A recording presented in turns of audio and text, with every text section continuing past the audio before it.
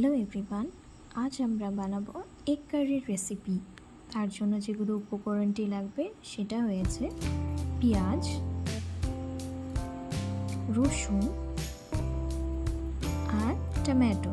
আমরা এগুলোকে প্রথমে সুন্দর করে খোসা ছাড়িয়ে ছোট ছোট করে কেটে নেব।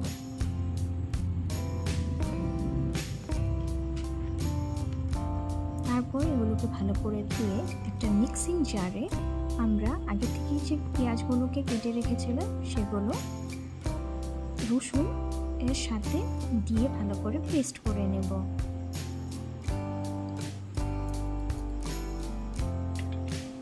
এবার একটা কড়াইতে একটু জল দিয়ে আমরা ডিমগুলোকে সেদ্ধ করে নেব। আমি এখানে দুটোই ডিম দিব। এবার 15 মিনিট পরে ঢাকনাটা উঠিয়ে একটা খুন্তির সাহায্যে বা হাতার সাহায্যে আমরা চেক করে নেব ওগুলো হয়েছে কিনা। হ্যাঁ, আমাদের ডিম একদম রেডি। এগুলোকে আমরা কড়াই থেকে উঠিয়ে একটা বাটির মধ্যে খোসা ছাড়িয়ে সাইড করে রেখে দিব। এবার কারি বানানোর জন্য সবচেয়ে প্রথম গ্যাসটাকে অন করে একটা কড়াই নিয়ে নিব। আর কড়াইতে আমরা দিব 1 স্পুন মতো তেল। আপনারা চাইলে বেশি তেলেও রান্না করতে পারেন, আমি খুব কম তেলেই রান্না করি তাই আমি কম তেলই দিলাম। এবার ওই তেলের মধ্যে দিয়ে দিব কালো জিরে।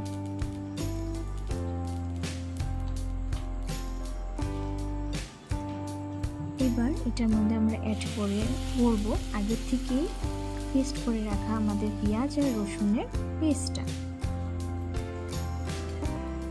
এবার এটার মধ্যে একে একে আমরা দিয়ে দিব সল্ট টেস্ট অনুযায়ী, আর দিব ধনের গুঁড়া আর জিরের গুঁড়ো।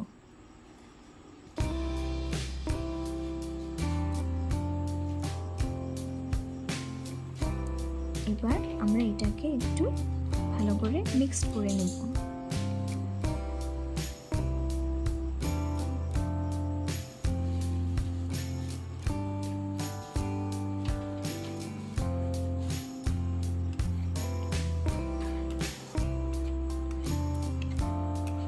এটাকে ভালো করে আমরা মিলিয়ে নেব যাতে মশলাগুলো পেঁয়াজের গায়ে সুন্দর করে লেগে যায়।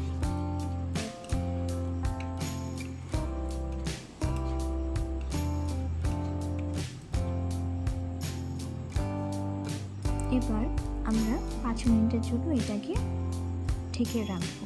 আর মনে রাখবেন গ্যাসের ফ্লেমটা যেন মিডিয়ামে হয়। এবার 5 মিনিট পর আমরা ঢাকনাটা উঠিয়ে এটার মধ্যে অ্যাড করব একটু হলুদের গুঁড়ো আর একটু লঙ্কার গুঁড়ো।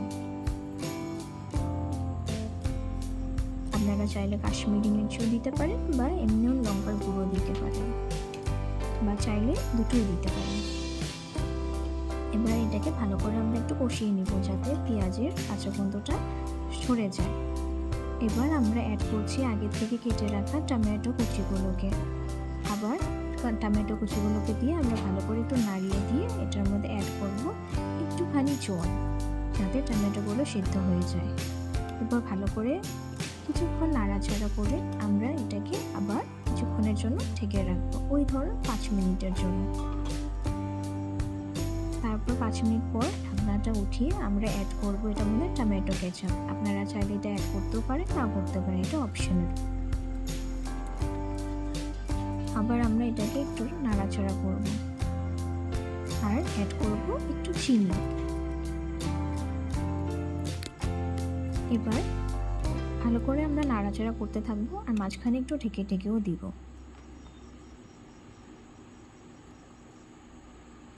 এবার দেখুন আমাদের মশলাটা মোটামুটি ভাজা হয়ে আসছে। এটাকে আর একটু কিছু সময়ের জন্য আমরা ভাজবো। মনে রাখতে হবে মশলাগুলো যাতে লেগে না যায় নিচে, নাহলে পোড়া গন্ধ করবে।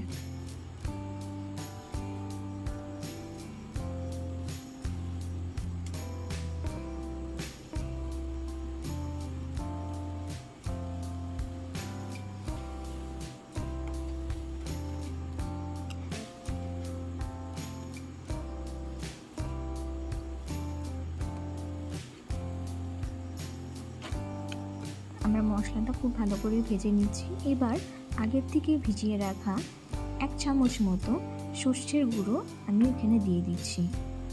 আর সর্ষের গুঁড়োর সাথে আমরা 2 কাপ মতো জলও অ্যাড করব। এবার আগের থেকে সেদ্ধ করে রাখা ডিমগুলোকে মাঝখানে চাকুর সাহায্যে আমরা একটু দাগ দিয়ে নিব, যাতে নুনটা ভিতরে ঢোকে। আপনারা চাইলে এটাকে ভেজেও দিতে পারেন, আমি ভাজাটা পছন্দ করি না, তাই আমি কাঁচাটাই দিলাম। এবার এটাকে আমরা কিছুক্ষণ নাড়িয়ে আবার সুন্দর করে ঢেকে রাখবো, যাতে এটার মধ্যে একটা সুন্দর চাল আসে। এবার 5 মিনিট পর আমরা ঢাকনাটা আবার উঠিয়ে এটাকে একটু নাড়াচাড়া করে নিব। দেখেন আমাদের এগ কারি অলমোস্ট রেডি। এটার মধ্যে আমরা লাস্ট ইনগ্রেডিয়েন্টটি অ্যাড করব, সেটা হয়েছে গরম মশলার গুঁড়ো। এবার গরম মশলার গুঁড়োটা অ্যাড করে কিছুক্ষণ নাড়াচাড়া করলেই আমাদের এগ কারির রেসিপি একদম রেডি। আপনারা নিশ্চয়ই একবার ঘরে বানিয়ে ট্রাই করে দেখবেন। এটা খেতে কিন্তু খুব টেস্টি হয় আর খুব হেলদিও, যেহেতু কম তেলে ইউজ হয়েছে। আপনারা বানিয়ে কিন্তু আমাকে জানাবেন কেমন হয়েছে। আশা করছি আপনাদের আমার এই ফার্স্ট ভিডিওটি ভালো লেগেছে। Thank you everyone for watching.